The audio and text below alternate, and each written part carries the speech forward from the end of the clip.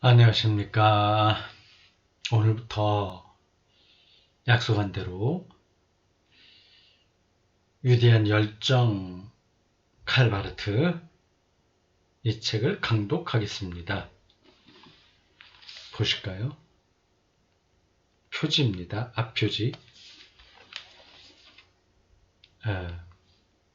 뒷표지. 그리고 사이. 이건 뭐라고 그러나? 이 사이 등이라고 그러나?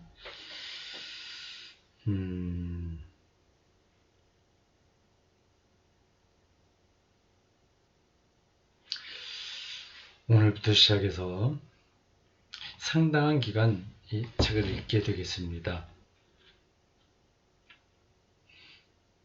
제가 오늘이라고 하면 이게 동영상에서 올리는 날하고는 좀 달라요. 그거를 딱딱 그 날에 녹화해서 그날 올리면 그 분위기가 살긴 하는데 제 일정이 어떻게 될지 몰라서 좀 미리 이거를 읽어둡니다. 그래서 차례대로 올리죠. 양해하시고요. 오늘이 4월 첫째 주일입니다. 오늘 교회 갔다 왔습니다. 그리고 이러저런 집에 돌아와서 작업 다 끝냈고 설교해설도 마쳤고 11시 가까이 됩니다. 밤 11시요. 그래도 여긴 시골이기도 하고 우리 집에 아이들도 이제 다 떠나서 없고요. 그러니까 조용합니다. 좀 자유롭다고 할까. 편안하죠. 신경 써야 될 게 별로 없으니까. 그리고 뭐 제 아내는 저 옆방에서 또 자기 일을 하니까 거의 이렇게 저렇게 신경 써야 될 그런 일들은 거의 없습니다. 거의 근데 시간이 확보돼 있어서 좋은 거죠. 뭐 집사람도 자기 일 하니까 공간이 개인적으로 확보되니까 좋죠. 좀 이제 스타일이 달라서 같이 시간 보내는 게 그 시간이 많으면 좀 쉽지 않죠. 근데 각자 그 시간이 많으니까 오히려 낫습니다. 그러니까 나이가 들수록 자기 시간이 더 확보되는 게 제가 보기에는 더 지혜롭기도 하고 좋은 것 같습니다. 쓸데없는 말이었고요. 자, 이 책을 오늘부터 시작해서 오랫동안 읽게 되는데 늦은 밤이지만 뭐 상관없이 강독을 할 수 있습니다. 에버하르트 부시라고 하는 사람이 썼습니다. 이 사람이 어떤 사람이냐? 여기 표지 날개, 이거 표지가 있고 이걸 피면 이거 날개가 안으로 접어드는 거, 이걸 날개라고 합니다. 앞날개. 여기는 주로 저자에 대한 간략한 소개와 번역자에 대한 소개가 나옵니다. 에버하르트 부시예요. 독일 괴팅엔 대학교의 조직신학 명예 교수다. 이 괴팅엔이 어디 있더라? 제가 옛날에는 대충 독일지도 도시들을 알았었는데 하도 오랫동안 뭐 그런 걸 접촉하지 않아서 내 이름은 제가 익숙하죠. 괴팅엔. 근데 독일이 어디에 있는지 지금 잘 감이 안 잡히네요. 나중에 제가 구글 지도에서 확인해서 한번 말씀드릴게요. 독일 괴팅겐 대학교 조직신학 명예교수다. 1965년부터 68년까지 칼바르트의 개인 조교였으며 이 시기에 아마 신학 학부에 다녔는가 보죠. 아니면 박사 과정을 했을지 모르겠네. 잘 모르겠습니다. 1978년 스위스 바젤에서 신학 박사 학위를 받았고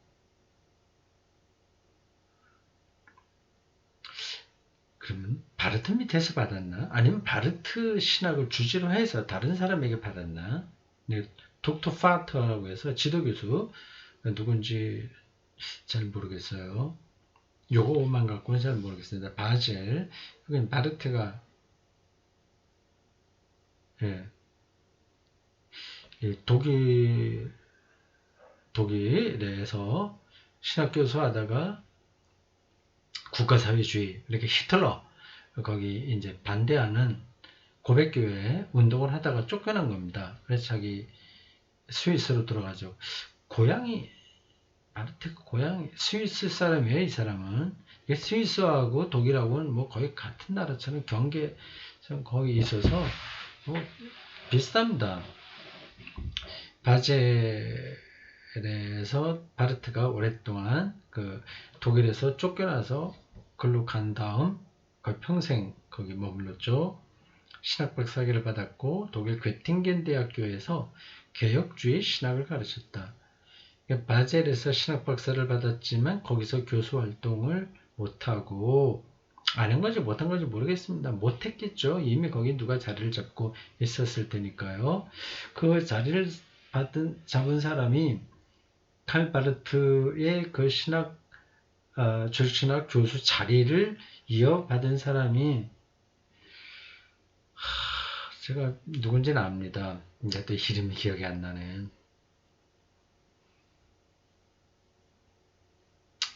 네, 언제 기억나겠죠?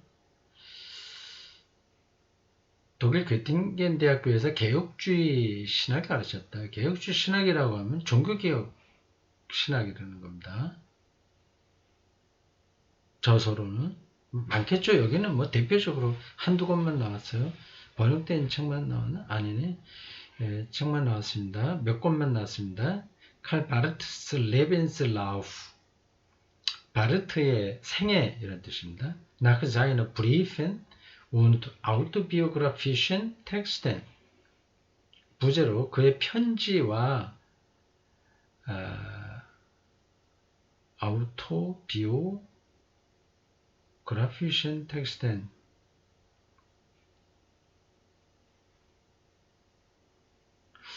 그 편지와 어떤 문서, 아우토그라피션, 느낌은 제가 알겠는데 우리말로 지금 딱 떠오르지 않아서 머뭇거리고 있습니다. 어쨌든 그 사람 생애에 관계된 몇몇 문서들과 그의 편지들에 따라서 그의 생애, 바르트의 생애라는 책을 썼습니다. 복 있는 사람이라는 우리나라 출판사에서 번역했군요. 그리고 또 한 가지 책, Der Freiheit, 자유, 쭈겟탄, 자유를 위하여라고 이렇게 번역할 수 있나요?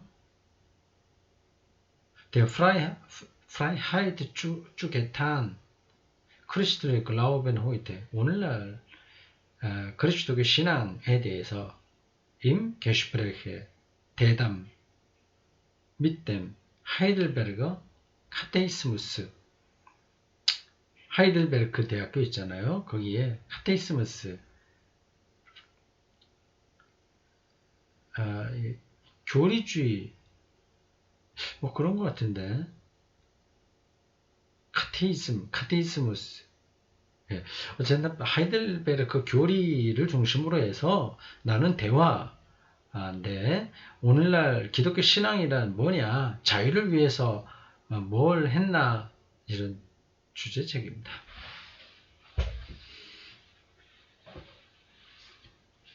옮긴 사람은 박성규라는 사람입니다. 이렇게 번역자 설명이 붙었습니다. 장로의 신학대학교, 광나루 다리 옆에 있는 거죠. 거기서 THB, MDV, THM,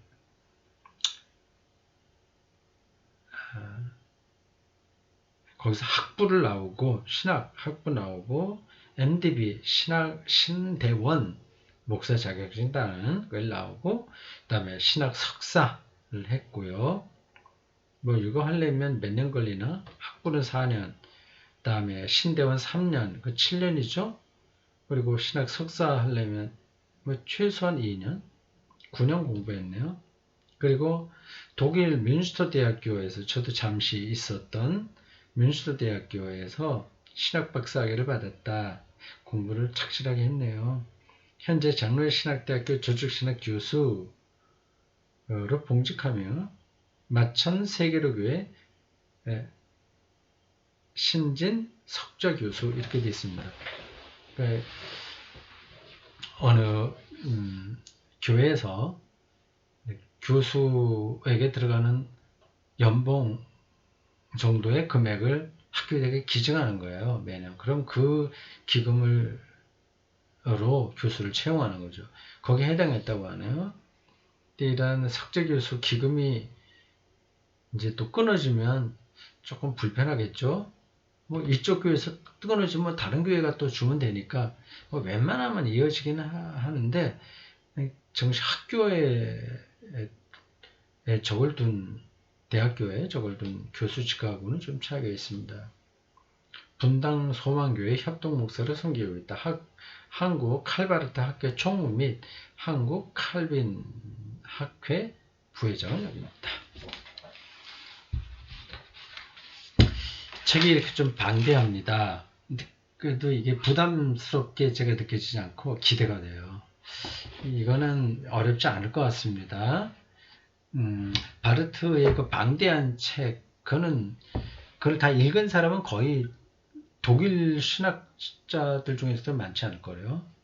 그걸 우리가 직접 대하기는 힘들고, 이렇게 그 바르트의 신학과 그의 어떤 생애, 이 전반적인 것에 대해서 가장 많이 알고 있는 사람이 요약해 준 글이니까 아주 편안하게 따라갈 수 있을 것 같습니다.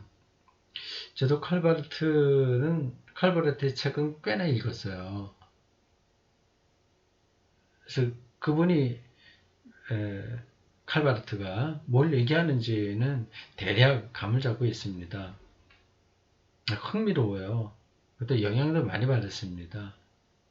제가 영향을 받은 신학자는 뭐 가장 대표적으로는 판넨베르크고요. 제가 계명대학교에서 박사학위 할 때 그 주제가 칼바르트의 계시론이었으니까 그분의 책을 제일 많이 봤고 또 그분의 책을 번역도 좀 몇 권 했죠.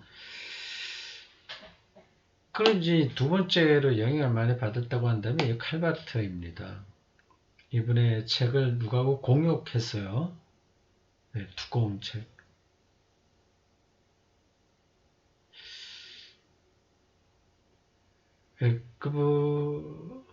칼바르트의 신학이 매력적이에요. 글이 화려합니다. 근데 난해하기도 하고. 뭐라고 해야 되나? 글이 계속 이어지는 거 있죠? 그건 무슨 형식이 있는데, 문장의 형식. 이거 다 잊어버렸어. 지금 저희 머릿속에는, 곧, 70세도 가까워오잖아요. 그러니까 점점 더 내 머릿속에는 제가 하는 역할과 안으로만 좁혀지고 있습니다. 그러니까 설교자로서. 그러니까 성경에 대한 것에만 기억이 남아있고 다른 것들은 흐릿해요. 완전히 날아간 건 아니고 흐릿해서 가까이 가서 확인하면 그건 압니다. 그런데 흐릿한 거죠. 뿌연 거죠. 신학자 이름, 책 이름 이런 것들이 잘 기억이 나지 않습니다. 어쨌든 이 칼바르트는 매력적이에요. 글이 화려합니다.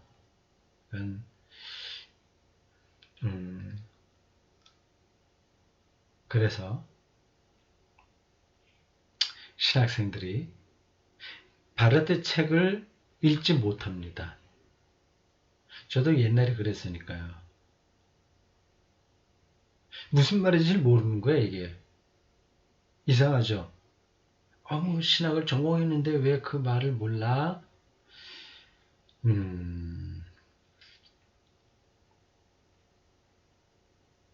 뭐 틈틈이 아마 그런 걸 말할 기회가 있을 겁니다. 왜 모르느냐? 보세요. 한 중학교쯤 되는 학생들이 칸트 철학책 읽으면 어때요? 문자 모르는 거 있나? 낱말 뜻이 알지. 뭐 순수 이성 비판. 순수 알죠? 이성 알죠? 비판 알죠? 그러나 그 책이 뭘 얘기하려고 하는지 그 개념인데 그걸 알 수 있겠어요? 칼바트는 고봉입니다. 고봉 말하자면. 그리고 글쓰기가 수려하고 굉장히 관념적이에요. 그리고 변증법적이에요. 이게 긍정과 부정과 정반합 이런 식으로요. 이게 막 쭉 쓰는데 그렇다는 얘기를 쑥 써요. 뭐 하나님은 사랑입니다 하면서 쭉 써요.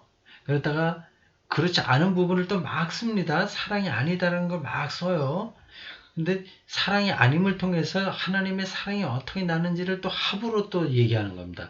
그럼 골치 아픈 거지. 그 책을 읽는 사람들은 그게 뭔 얘기를 하는지를 감이 안 잡히는 거예요. 자칫하면 사랑이 아니다 거기에 떨어져 버려요. 그럼 오해하는 거지. 이 바르트가 하나님 사랑이 아닙니다를 얘기하려고 하는 게 아니거든요. 아니라고 하는 관점을 통해서 사랑이라고 하는 것을 더 부각시킨단 말이에요. 그러한 글읽기가 준비가 되지 않으면 다른 신학자들은 그렇게 잘 안 합니다. 이게 훈련이 안 되면 이 바르트 책은 접근하기 힘들어요. 그래서 신학생들은 거의 못 읽을 거려. 평범한 저와 같이 평범한 신학생 시절을 지난 사람들은 뭐 한 문장도 이해를 못할 겁니다. 아니 그 참 접하지도 않죠. 그 책에 가지도 않죠.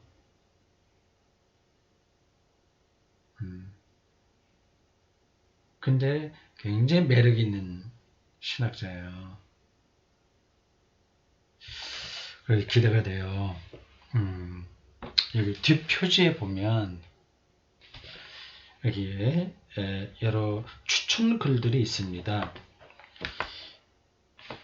추천글이 앞에 이제 계속 나오는데 추천글이 길게 나와요.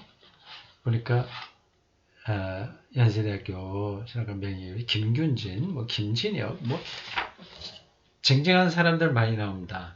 한국 신학계에 전국 신학 분야에서 내로라 하는 사람들 다 나와요. 이름들은 제가 다 압니다. 이미 은퇴한 분들도 있고 현재 교수로 있는 분들도 있고요. 저보다 나이가 젊은 사람들, 비슷한 사람도 있고 나이가 적은 사람들이 더 많겠죠. 이제는요. 저도 나이가 많으니까 은퇴한 사람들 빼고는 제가 졸업한 서울신학대학교 교수도 계시네요. 황덕형 선생이라고. 그리고 한신대학교 조직신학교에서 전철 선생이 있는데 이번에 직접 만나지 못했지만 메일로 한두 번 제가 설교 비평 할 때에 주고받은 기억이 납니다. 이제 뛰어나신 분이에요. 매력적이고 예술적인 감각도 있고 글 잘 쓰시고 좋습니다. 그런 분들이 쭉 글을 썼는데 그걸 더 요약해서 여기 뒷표지에다가 썼네요. 네. 하나만 읽어볼까요? 어떤 분 거 읽어볼까요? 이런 추천 글도 구태의연하게 쓰는 분들도 있고 정말 핵심을 찍어서 얘기하는 분들도 있고 합니다. 누구 거 읽어볼까요? 장로의 신학대학교 조직신학 윤철호 교수 거 읽어볼까요? 이분은 저도 몇 번 만나 뵀습니다. 장로신학대학에 제 특강으로 몇 번 갔었거든요. 바르트의 신학은 한쪽으로부터는 너무 자유주의적이라고 비판받는가 하면 다른 쪽으로부터는 너무 정통주의적이라고 외면당한다. 이러한 상황에서 바르트 신학의 주요 주제들과 통찰들을 적확하고 간결하게 소개한 책이 번역된 것은 참으로 반가운 일이다. 예. 아주 짤막하게 요약한 겁니다. 이게 전체를 읽어볼까요? 앞에 추천글. 자, 어디 나왔나. 아니면, 다른 거 읽어봐야겠네요. 맨 처음에 나오는 겁니다. 여기에 대해서. 김균진 교수라고, 이분은 뭐, 정말 유명하신 분이죠. 나이도 제법 많으시죠. 그, 몰트만 책을 많이 번역하신 분이십니다. 제가 알고 있기로는 이분 부인이 몰트만 교수 딸인가? 독일 여자분이라고 하는 건 맞는데 몰트만 교수 딸인가? 그럴 가능성이 있습니다. 그것도 제 기억이 왔다 갔다 하네요. 아주 유명한 한국 조직신학 교수이십니다. 이분이 어떻게 추천글을 썼는지 이 안에서 나온 거 읽어보겠습니다. 칼 바르트는 자유주의 신학이 지배하던 19에서 20세기 유럽의 풍토 속에서 자유주의 신학, 이게 뭐냐, 자유주의 신학의 특징이 뭐냐 하는 것도 설명을 해야 되죠. 나중에 이제 좀 나오게 될 겁니다. 자유라고 하는 건 좋은 얘기인데 우리나라에서는 자유주의 신학하면 이상하게 보이죠. 거기에 특징들이 있습니다. 그리고 왜 자유주의 신학이 그때 나올 수밖에 없었느냐는 그 맥락도 다 있는 겁니다. 유럽의 풍토 속에서 신정통주의 혹은 변증법 신학을 개척한 인물이다. 도대체 신정통주의가 뭔가? 그럼 정통주의하고 다른 건가? 변증법 신학이 뭐냐? 내가 아까 정반합 얘기했죠. 뭐 그런 사유 방식을 얘기합니다. 그것은 12권의 교회학. 정말 이게 유명한 책입니다. 키르힐리히의 도그마틱. 영어로 처치 도그마틱스라고 합니다. 12권이에요. 한 권 한 권이 방대하기 때문에 그거 읽어내기가 쉽지 않습니다. 우리나라에 다 번역이 되는지 모르겠습니다. 1990년대 중후반서부터인가 번역하기 시작해서 지금 다 나왔을 거로 기대하는데 좀 확인은 못 해봤습니다. 이것은 20세기 신학에서 가장 위대한 작품으로 계시론, 삼일체론, 하나님 인식론, 예정론, 그리스도론, 창조론, 인간론, 죄론, 칭의론, 성화론, 화해론, 성령론, 교회론, 종말론, 복음과 교회의 율법과 복음 등 신학의 중요한 문제들을 거의 망라하고 있다. 이처럼 포괄적인 바르트의 저서 내용을 일목요연하게 바로 앞에서 말한 그러한 전체 내용을 일목요연하게 개관해주는 이 책 위대한 열정 칼 바르트 신학 해설이 우리말로 번역 출간되는 것을 진심으로 축하한다. 이 책은 바르트의 신학이 다루는 주요 주제들을 충실히 소개함으로써 하나님의 진리에 대한 보다 넓고 깊은 통찰을 우리에게 제시한다. 책을 번역한 박성규 교수와 책임 편집한 신준호 박사의 인내와 노고를 높이 취한다. 바르트 신학은 깊은 통찰력과 인내력이 없다면 참으로 독파하기 어렵다. 어렵다고 제가 앞에서 얘기 드렸어요. 이처럼 충실한 번역과 편집이 가능했던 것은 바르트 신학에 대한 깊은 지식이 있었기 때문이다. 이 책을 통해 우리는 바르트의 신학을 쉽고 충실하게 객관하는 동시에 그의 신학이 이른바 자유주의 신학이 아니라 종교개혁의 전통을 따르는 정통주의 신학임을 보게 될 것이다. 네, 잘 봤습니다. 뭐 아주 확 다가올 정도로 문장이 이렇게 뛰어난 것 같진 않아요. 그냥 평범하게 추천했습니다. 그러면 한 사람 것만 더 볼까요? 이 김균진 교수는 연세대학교였으니까 좀 약간 비교적 진보, 자유, 열린 학문이고요. 그 좀 반대로 고려신학대학원, 여기는 좀 보수적인 신학교죠. 여기 교수 박영돈 교수의 글을 좀 볼까요? 추천글이 어떤가 보겠습니다. 더 보수적인 데는 없죠. 총신대학교 교수가 썼다면 있으면 보고 싶은데 총신대학은 안 나왔어요. 그렇죠. 뭐 총신대학에서는 이 칼바르트를 자주신학자라고 해서 금서에 거의 해당합니다. 고려신학에서도 고려봐요. 여기서도 고려신학대학에서도 별로 좋아하지 않을 텐데, 근데 박영돈 교수는 그 안에서는 대단히 열린 사람입니다. 이렇게 썼어요.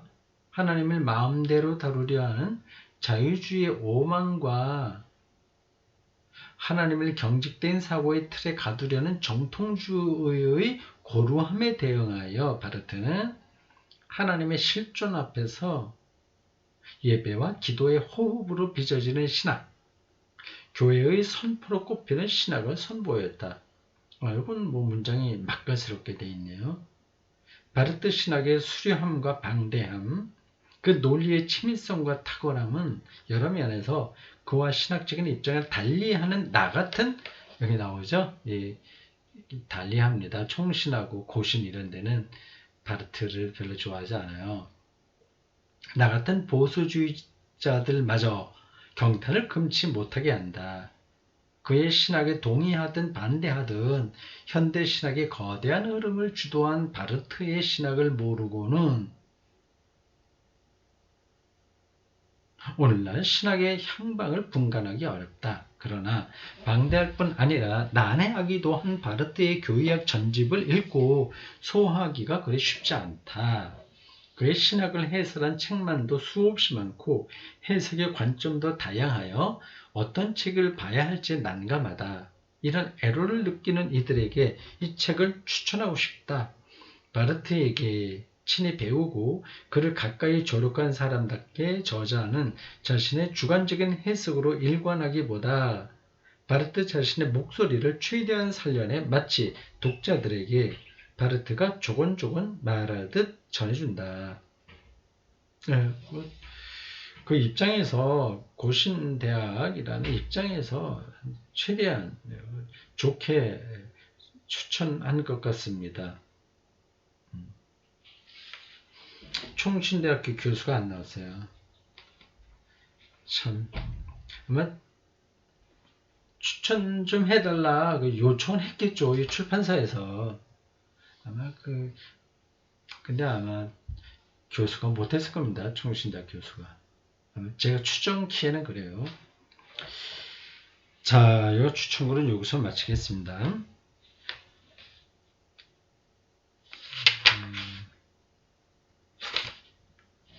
자, 이 표지, 속지, 여기 넘어갑니다.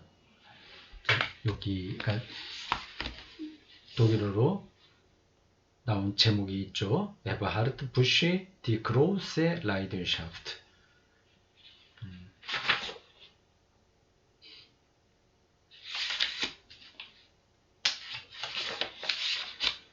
차례입니다. 차례.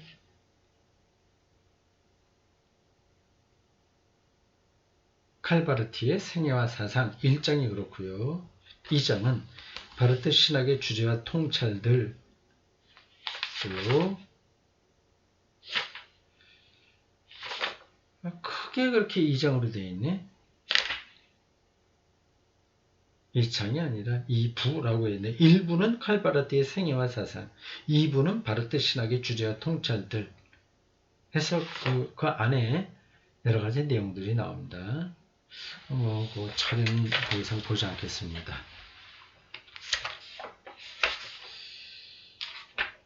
자, 서론입니다. 오늘은 이 서론까지만 읽겠습니다.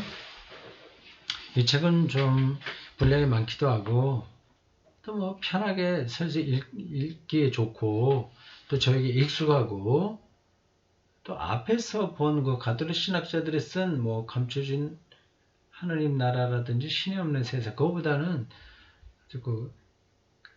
그 사람들은 좀 이웃 동네라고 한다면 여긴 가든 식구 혹은 가든 동네 사람이라서 칼바르트가요 읽기 좋습니다. 그래서 시간을 조금 더 넉넉하게 한 번 강독을 한 40분 정도 내외 이렇게 할까 합니다. 15쪽입니다. 서론이에요.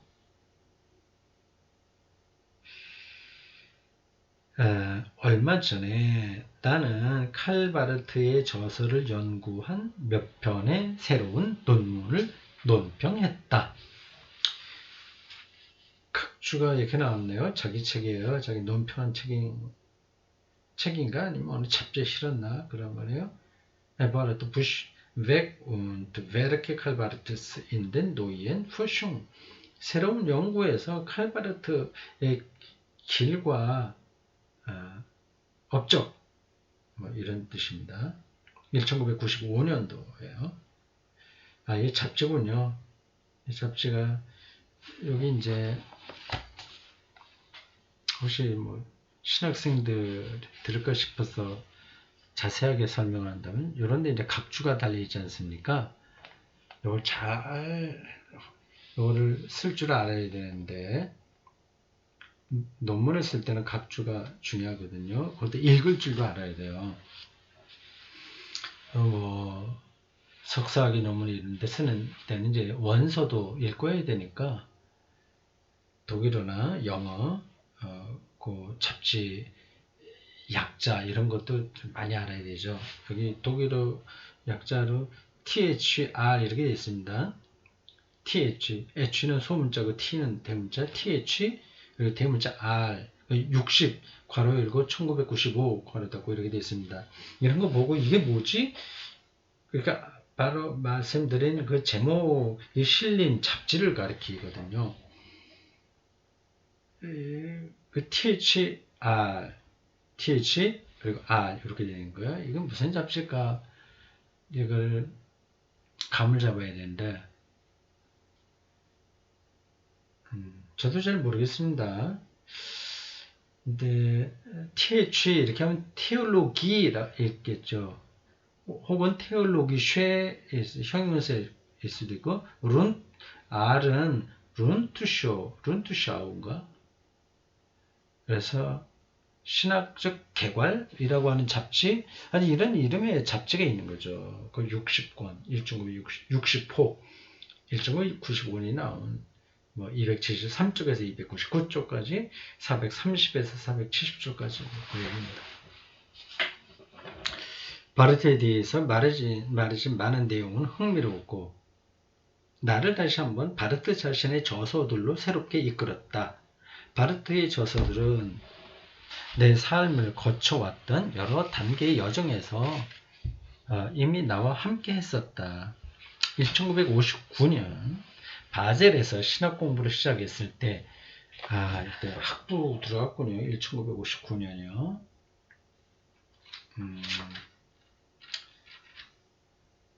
그 1965년부터 68년까지 바르트의 개인 조교였다고 한다면 그때는 학부생이 아니라 아마 박사 논문을 쓸 때인 것 같습니다.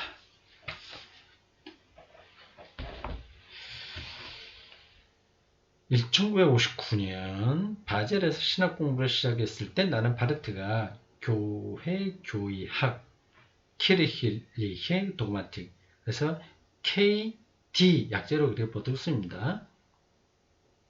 4권 사의 앞부분 내용을 미리 강의하는 것을 들었고 그와 동시에 나는 그 당시에 방금 출판되어 신선했던 4권 3부에도 심취해 있었다. 4부 3권 이렇게 되겠네요. 전체로 해서 12권인데 부로 나누니까 1부에서 뭐 2, 3권까지 4부에서 3권, 4권 이렇게 나가서 다 전체에서 12권 아니면 더 되나? 심취해 있었다. 그 바르티의 교회교야 이걸 읽고 심취할 수 있다 하면 참 뛰어난 젊은 사람이죠. 이제 나는 그때 듣고 읽었던 내용들이 내게 새롭게 말하기 시작한다는 느낌을 받고 있다. 그 내용은 나의 모든 주의력을 끌어당겼으며 그 안에 담긴 고유한 사고와 진술은 나를 다시 한번 놀라게 만들었다. 놀라게 만드는 것, 이게 신학과 신앙에서 대단히 중요한 요소입니다. 놀랄 줄 알아야 돼요. 이건 뭐 학문의 세계만이 아니라 삶 자체가 그렇습니다. 매일매일 아침마다 눈을 뜨면서 내가 세상에 살아있네. 태양이 지금 내 창문을 통해서 햇빛이 비치네. 이런 걸로 놀라움을 경험해야죠. 제가 2층에 살다가 지난 늦가을서부터 초겨울인가 1층으로 내려왔다고 그랬죠. 이게 창문이 동쪽으로 하나 나 있습니다. 일부러 제가 창문에 커튼을 가리지 않고 잡니다. 시골이니까 뭐 바깥에 뭐 밝은 불들이 많이 있는 게 아니라서 자는데 지장이 없기도 하고요. 아침에 천천히 밝아지는 모습 참 느낌이 좋은 거죠. 그리고 요즘은 우리 동네에서 우리 집에 제일 햇빛이 먼저 들어옵니다. 이게 저쪽 동편에 언덕이 있고 서편에 언덕이 있고 그러거든요. 집들이 그러니까 저 동편에 있는 집들은 서편을 바라보고 저처럼 서편에 있는 집은 동편을 바라보잖아요. 그럼 해가 저 동쪽에서 뜨니까 저쪽에 있는 집들은 햇빛이 굉장히 늦게 들어옵니다. 근데 우리 집이 이 서쪽 언덕에 있는 집 중에서 제일 높은 데 있어요. 들어오죠. 자, 요즘은 6시 한 40분, 30분 요 정도 되면 햇빛이 창문으로 커튼도 다 안 닫아 놓으니까 가득 밀려서 들어옵니다. 바로 침대 그 벽면에 가득 차죠. 창문 크기만큼 햇살이 들어옵니다. 근데 사실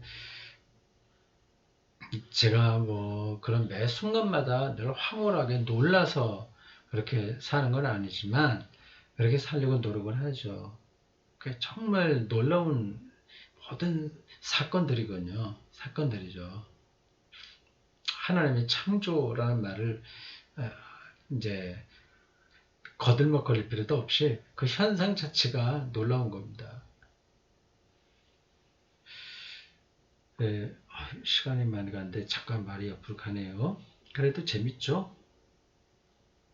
놀라게 만들고 있다. 새롭게 들려오는 그 음성에 또한 많은 질문이 동반되는 것은 당연한 일이다. 그 질문들은 바르트가 세상을 떠난 이래로 특별히 많은 이참문헌 속에서도 던져졌다. 하지만 우리는 바르트의 저서를 그 안에서 바르트의 저서들 안에서 그 모든 질문에 직접 대답되지 않는다는 사실을 불가피하게 받아들여야 한다.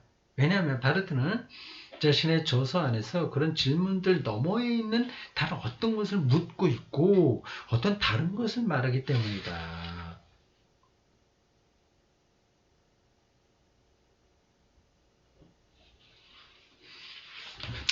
그 바르트의 책을 읽다 보면 저 사람이 어떤 걸 보고 있나 궁금해지는 겁니다.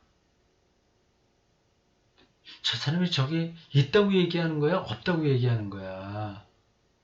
이런 생각도 들어요. 시인처럼 얘기합니다. 말하자면 시야 일종의. 굉장히 긴 건데 그 느낌은 시예요. 기대가 되죠.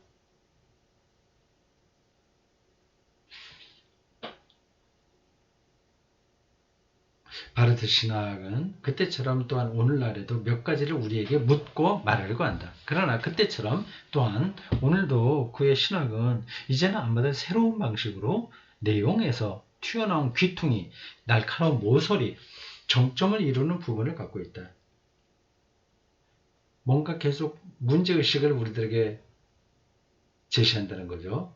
그럼 모난 곳을 단지 다듬기만 하는 것은 아직은 바르트 신학을 실행하는 것이라고 할 수 없고 그 신학을 이어받는 후속 작업도 될 수 없다.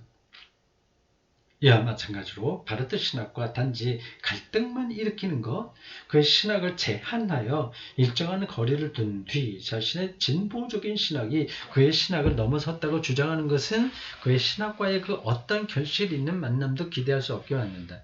그러니까 바르트 신학을 시시하게 보는 사람들도 있거든요. 아이 저건 뭐 구닥다리야, 정통주의야, 아 너무 답답해. 저기는 뭐 사신신학도 갖고 뭐 여성주의 신학 뭐 해방신학 이렇게 하니까 저 바르트는 구닥다리야 이렇게 생각. 그건 참 바르트 신학을 모르는 거다는 거죠. 나아가 우리가 위치에 있고 우리 자신에게 허용해야 한다는 어떤 새로운 패러다임을 외치는 것도 우리에게 들려오는 바르트의 음성을 막을 수 없다. 왜냐? 바르트는 더 근원적인 것을 지금 보고 있으니까요. 그의 음성은 우리보다 앞선 믿음의 선조들의 합창에 속하며 그 합창은 예수 그리스도의 교회 안에서 각각 현재하는 시대와 나란히 서서 함께 말할 수 있는 정당한 권리를 가지고 있다. 대가죠. 한마디로 하면 기독교 그 역사 안에 면면이 흐르는 그 메인스트림에 손에 꼽을 수 있는 대가죠. 그런 사람들은 늘 그 원천과 맞닿아 있습니다. 우리가 잊어서는 안 되는 특별한 기억이 있다. 그것은 바르트가 우리를 바르트 자신의 제자가 아니라 성서의 제자로 만들려고 했다는 사실이다. 바르트는 이것을 위대한 열정을 가지고 직접 가르쳤다. 위에서 말한 바젤의 강의는 바로 그 열정으로 가득 차 있었으며 이 부시가 직접 강의를 들었으니까 그 열정은 그 신학에 특별한 인상을 남겼다. 바르트의 그 신학 강의가 녹음으로 남아있나 모르겠습니다. 그것은 하나님을 경외하기 위한 열심으로 가득 찬 열정이었고 이 열심은 하나님께 대한 경외를 하나님의 인간 친근성 안에 위치시켰다. 또 어려운 말이 시작하는 거예요. 이런 말들이 잘 안 들어오거든요. 인간 친근성 이게 뭐야? 그죠? 독일어로 Menschen Freundlichkeit 돼 있네요. 인간 하나님을 얘기하는데 하나님을 말하긴 하는데 거기에 인간의 실존이 깊이 뿌리박고 있다고 하는 겁니다. 바르트 신학은 바로 그 하나님에 대한 증언이다. 나는 증언을 듣고 이해했다고 생각한 것을 이제 이 책에서 전할 것이다. 나는 아직도 많은 사람이 그 내용에 흥미를 가질 것이라고 생각한다. 주요 내용에서 나는 교회학, 카데 독일어로 그렇게 합니다. 카데 K와 D를 인용할 것인데 인용의 표기는 교회학의 약자인 Die kirchliche Dogmatik 카데와 인용된 문장의 쪽수를 함께 괄호로 묶고 본문 안에 적는 방식으로 하겠다. 그건 필요 없고 또 신학생 볼프람 렌브레커와 나의 비서 마그레트를 라스너에게 감사한다. 1998년 1월 괴팅겐에서 에바르트 부쉬 이렇게 머릿말을 썼습니다.